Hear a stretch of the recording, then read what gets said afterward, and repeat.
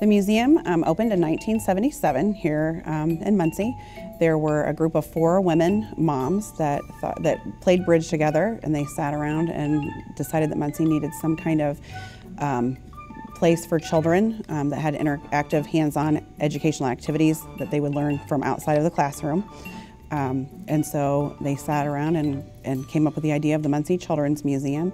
They enlisted the help of a lot of their friends, community members, people that could be donors to the museum, because obviously it would take a lot of money to get this program going. And in December of 1977, the first Muncie Children's Museum opened.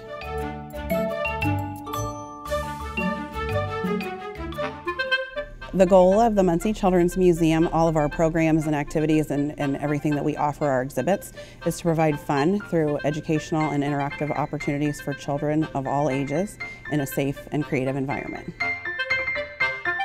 A lot of children don't get to do anything besides go home and play outside or watch TV with their family. We try to provide opportunities outside of that home environment that would encourage learning away from the TV and for families to interact together. We really want families to interact together while they're here. We don't want mom and dad sitting on the sideline and the kids, just running wild. We want the families to interact together.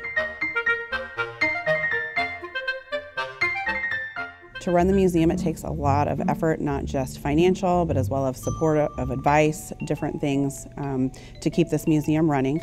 The Ball Brothers Foundation has been a tremendous support for the museum over many, many years. Their most recent endeavor in this area would be our new exhibit that we are working on called the Discovery Park. The Discovery Park will focus on STEM subjects, which is very popular in the national scope as well as local scope. Everybody has a focus on STEM and learning STEM skills, which is the science, technology, engineering, and math. We started working on this exhibit in 2011. Various Ball Brother Foundation staff members were on our focus groups originally to help determine what would become this exhibit, how this exhibit would become, what the focus would be. And then they also, over the years, have provided support to complete Phase 1 and Phase 2 of the exhibit, which we have now completed. We now have schematic drawings to go forward. Phase 3 will be our build of the project.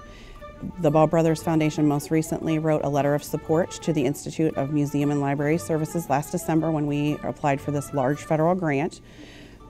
We were notified in September that we were awarded this grant for $150,000. It's a huge accomplishment and a wonderful achievement for our museum and for this area, and it would not have been possible without the help from the Ball Brothers Foundation.